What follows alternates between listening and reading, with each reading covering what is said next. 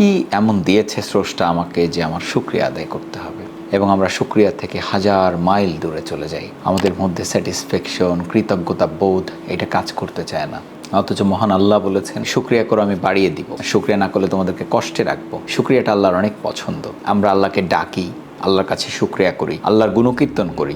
সেজন্যই কিন্তু আল্লাহ আমাদেরকে সৃষ্টি করেছেন। অসংখ্য মানুষ আমরা শুকরিয়া করতে পারছি না, কারণ আমাদের ওয়ে অফ থিঙ্কিং, আমাদের ভাবনার জগৎ যে যে অ্যাঙ্গেল থেকে ভাবা দরকার ছিল, আমরা সে সকল অ্যাঙ্গেল থেকে ভাবছি না।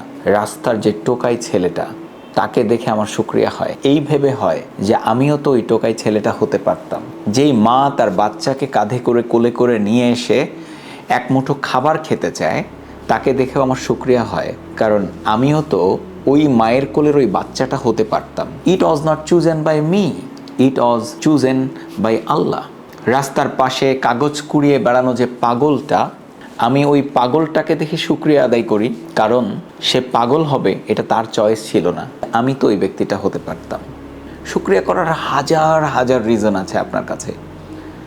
মাঝে মাঝে একটু সরকারি হাসপাতালগুলোতে যাবেন, হাসপাতালগুলোতে যেয়ে দেখবেন বেড যে কয়টা, তার চেয়ে কয়েক গুণ বেশি মানুষ ফ্লোরে শুয়ে আছে। অসংখ্য মানুষ কাতরাচ্ছে। হাসপাতালগুলোর বারান্দা করিডোরে যখন যাই, এরকম অনেক দিনই আছে আমার চোখ দিয়ে ছলছল করে পানি এসেছে, কারণ আমি দেখেছি যে ওখানে অসংখ্য মায়েরা শুয়ে আছে। আমার মা তো হতে পারতেন, আমার বাবা তো হতে পারতো না, এই মানুষগুলো আমি তো হতে পারতাম। আল্লাহ ভালো রেখেছে যতক্ষণ, সে ভালো থাকার জন্য শুকরিয়া আদায় করতে হবে। অসংখ্য রিজন আছে শুকরিয়া করার, শুধু দেখার চোখটি লাগবে। এই সময়টাতে অসংখ্য মানুষ না খেয়ে মরছে। জাস্ট কদিন আগে তুরস্ক এবং সিরিয়ায় যে বিধ্বংসী ভূমিকম্প হয়ে গেল, যে মানুষটি 5টা বাড়ির মালিক, সেই মানুষটি একটু পরে আর একটা জায়গায় এক মুঠো খাবার খাওয়ার জন্য খুঁজে বেড়াচ্ছে।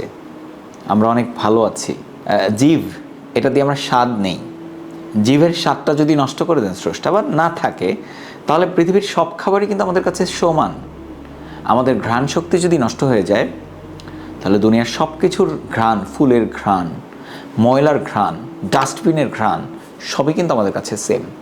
অসংখ্য নেয়ামত ভোগ করছি আমরা আল্লাহর, কিন্তু আমরা সেভাবে শুকরিয়া আদায় করছি না। সকালবেলা ঘুম থেকে উঠেই তো স্রষ্টাকে আগে ধন্যবাদ জানানো উচিত যে আল্লাহ আমাকে নতুন একটা দিন তুমি দেখতে দিয়েছো। কারণ অসংখ্য মানুষ আজকের এই দিনটা দেখতে পায়নি। অসংখ্য মানুষ বেডে ঘুমিয়েছিল, ওই রাতটাই তার শেষ রাত। গত একদিন আগে আমাদের এক ছোট ভাই, আমাদের এলাকার, সে মারা গিয়েছে বাইক অ্যাক্সিডেন্ট করে। সে কি অ্যাক্সিডেন্ট করার 10 মিনিট আগেও জানতো, 1 মিনিট আগেও জানতো যে সে এইরকম একটা অ্যাক্সিডেন্ট করবে? তার মা বাবা কি জানতো? উত্তর হচ্ছে না। তো কে কখন চলে যাব আমরা কিন্তু কেউ বলতে পারি না, আমরা জানিও না। আমরা আশা করি যে আমরা অনেক দিন বাঁচবো, কিন্তু কদিন বাঁচবো আমরা জানি না। কোনো একজন মানুষ আপনাকে ছোট একটা গিফট দিলে আপনি কত ইনিয়ে বিনিয়ে ধন্যবাদ দেন। যদি কারো মামা বিদেশে থাকে, সে যদি একটা আইফোন গিফট করে, সামান্য আইফোন, আমরা কত ইনিয়ে বিনিয়ে ধন্যবাদ দিই। অথচ যিনি আমাদেরকে এই অক্সিজেনটা নিতে দিচ্ছেন, যিনি আমাদেরকে ফ্রি পানি দিচ্ছেন, পানি খেতে দিচ্ছেন, যেই পানি না খেলে আমরা বাঁচতাম না, প্রকৃতিতে দিয়ে রেখেছেন, যে জিনিসগুলো আমাদের খুব বেশি প্রয়োজন, স্রষ্টা কিন্তু সেই জিনিসগুলো একদম ফ্রি করে দিয়েছে আমাদের জন্য, সহজলভ্য করে দিয়েছেন। অথচ আমরা এই জিনিসগুলো মোটেও ভাবছি না। আল্লাহর কাছে নিয়মিত প্রার্থনা করি যে আল্লাহ আমাকে তুমি শুকরিয়া আদায় করতে দাও, আর কিছু না। কারণ এটা আল্লাহর ওয়াদা যে তুমি শুকরিয়া আদায় করতে পারলে আমি তোমাকে বাড়িয়ে দিব। থ্যাংক ইউ সবাইকে। আল্লাহ হাফেজ। আমার জন্য দোয়া করবেন।